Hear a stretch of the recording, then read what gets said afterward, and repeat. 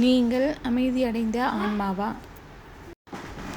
வழமை போல் அன்றும் சுபுகு தொழுகையை தொழுதுவிட்டு அல்குரானிலிருந்து சில ஆயத்துக்களை ஓதிக்கொண்டிருந்தேன்.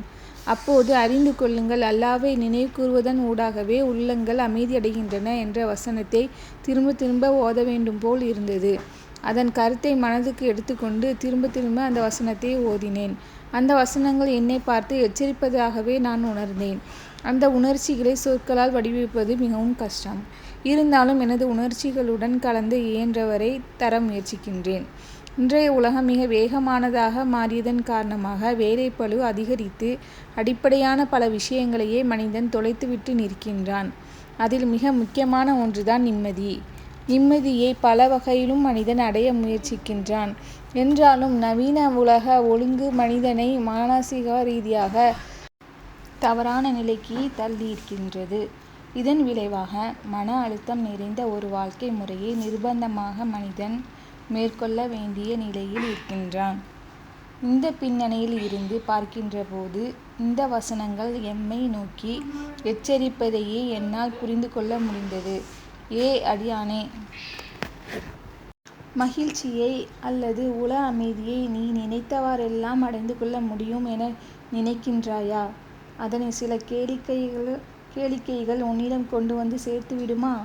நண்பர்களுடன் கலந்திருத்தலும் மனைவி மக்களுடன் சேர்ந்திருப்பதும் உன்னுடைய உள்ளத்தை முழுமையாக அமைதியடை செய்யும் என நீ நினைக்கிறாயா? ஏதும் சில மருந்து மாத்திரைகள் உனது உள்ளத்தில் ஏற்பட்டிருக்கும் வடுக்களை, வெறுமையை, கவலையை நீக்கிவிடும் என நீ கருதுகின்றாயா? அல்லாஹ்வின் வார்த்தைகள் கடுமையானவையாவதை நான் உணர்கின்றேன். அவை உரத்து முழங்குவதாக நான் எண்ணுகின்றேன். மிக உயரிய குரலொன்று, மிக முக்கியமான செய்தி ஒன்றை என்னுடைய உள்ளத்தை நோக்கி அதிரடியாக அறிவிப்பதாக என் மனம் சொல்லுகிறது. அந்த குரல் எனது உள்ளத்தை நோக்கி பின்வருமாறு உரத்து சொன்னது: ஏ எனது அடிமையே! நான் சொல்லும் சந்தோஷம் என்பது சில செயல்களால் உனது உள்ளத்தில் வந்து செல்லும் சந்தோஷம் அல்ல. அது நிரந்தரமானது. உனது உள்ளத்தை எப்போதும் அமைதியாகவும் நிதானமாகவும் வைத்திருக்கக்கூடியது. எந்த பெரிய பிரச்சனையாக வந்தபோதும் மலை போன்ற உறுதியுடன் நீ அதனை எதிர்கொள்வதற்கான மனபலம் அது. பிரச்சினை அல்லது கவலை எவ்வளவு பெரியதாக இருந்த போதிலும் உனது உள்ளத்திலே நிலையான அமைதியை உண்டு பண்ணுவதை பற்றி நான் உனக்கு கூறுகின்றேன். விளங்கிக்கொள். இறைவனை ஞாபகப்படுத்துவது மட்டுமே உனது உள்ளத்தை மகிழ்விக்கும், அமைதியடைய செய்யும், நிலையான மற்றும் அசைக்க முடியாத சந்தோஷத்தை ஏற்படுத்தும். வேறு எங்கும் அதனை தேடாதே. ஒரு நாளும் அது அங்கு கிடைக்காது. இந்த ஒலி எனது செவிப்பாறையை திரும்ப திரும்ப தாக்கிக் கொண்டே இருந்தது. அந்த சிந்தனையில் ஆழ்ந்திருக்கும் போது 4 வயது நிரம்பிய எனது மகள் பாடுகின்ற ஓசை எனது காதுகளை எட்டவே சற்று நிதானத்திற்கு வந்தேன். அவளது குரல் வந்த திசையை நோக்கினேன். அவளோ பரவசத்துடன் சுப்ஹானல்லாஹ், அல்ஹம்துலில்லாஹ், ஆலத்தை படைத்த அல்லாஹ் என்கின்ற அவளுக்கு விருப்பமான பாடலை பாடிக்கொண்டே வந்து எனது மடியில் அமர்ந்து கொண்டாள். ஏன் நீங்கள் இந்த பாடலை விரும்பி பாடுகின்றீர்கள் என நான் அவளிடம் கேட்டேன். அவளுடைய மழலை மொழியில், ஆனால் பெரியவர்களுடைய முதிர்ச்சியுடன், உங்களுக்கு ஒன்றுமே தெரியாது. சுப்ஹானல்லாஹ், அல்ஹம்துலில்லாஹ், அல்லாஹு அக்பர், லா இலாஹா இல்லல்லாஹ் என்று சொன்னால் சொர்க்கத்தில் அல்லாஹ் என்ன தருவான் என்று உங்களுக்கு தெரியாதா என்று கேட்டாள். நானும் அவளை உற்சாகப்படுத்துவதற்காக ஒன்றுமே தெரியாதவன் போல், நீங்களே சொல்லுங்கள் என்றேன். மிகுந்த உற்சாகத்துடன் அவள் தனது பிரசங்கத்தை தொடர்ந்தாள். சொர்க்கத்தில் அல்லாஹ் எங்களுக்குரிய இடத்தை வெறும் தரையாகத்தான் ஆக்கி வைத்துள்ளான். அங்கே மரங்கள், மாளிகைகள், வீடுகள், தோட்டங்கள், உணவு வகைகள் என்பவற்றை தயார்படுத்துவதுதான் எங்களை இங்கு அனுப்பி வைத்துள்ளான். நான் ஏற்கனவே சொன்ன 4 திக்ருகளையும் சொன்னால் சொர்க்கத்தில் ஒரு மரக்கன்று நட்டப்படும். இந்த திக்ருகளை வெறுமனே வாயால் சொல்லக்கூடாது. கண்களை மூடிக்கொண்டு அல்லாஹ்வை நினைத்து நல்ல நீயத்துடன் இந்த திக்ருகளை கூற வேண்டும் என மீண்டும் ஒருமுறை தனது கைகள் இரண்டாலும் முகத்தை மறைத்து கொண்டு ஒரு வகையான உணர்ச்சிவசப்பட்ட நிலையில் அந்த திக்ருகளை கூற ஆரம்பித்தாள்.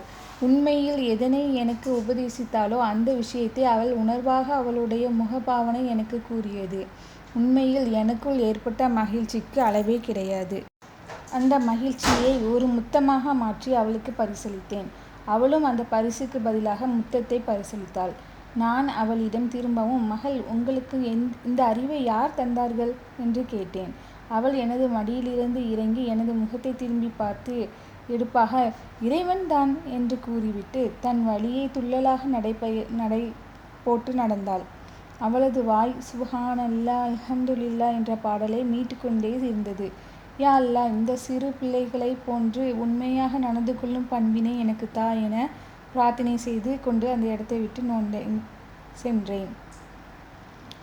ஏற்கனவே எனது உள்ளத்தில் குர்ஆனின் வசனங்கள் ஏற்படுத்திய தாக்கத்தை இந்த சம்பவம் 2 மடங்காக்கியது. ஆன்மீக பகுதிக்கும் இறைவனுக்கும் உடான தொடர்புக்கும் பல்வேறு பக்கங்கள் இருக்கின்றன என்பதனை இந்த சம்பவம் எனக்கு உணர்த்தியது. ஆழமாக சிந்தித்தேன். ஆன்மீக பகுதியில் நாம் சிறந்து விளங்கும் போது மறுமை வெற்றியும் அங்கு இறைவன் தரும் அற்புதமான பரிசுகளையும் எல்லோரும் அறிந்திருக்கின்றோம். இதே ஆன்மீக பகுதி குழந்தை வளர்ப்பில் எப்படியான தாக்கங்களை விளைவிக்கும் என்பதனை நான் நிதர்சனமாக கண்டு கொண்டேன்.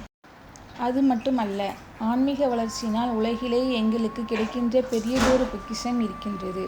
அதுதான் உள அமைதி. எத்தனை லட்சங்கள் கொடுத்தாலும் கிடைக்காத அந்த பெரும் பொக்கிஷம். அது இடையே வந்து செல்லும்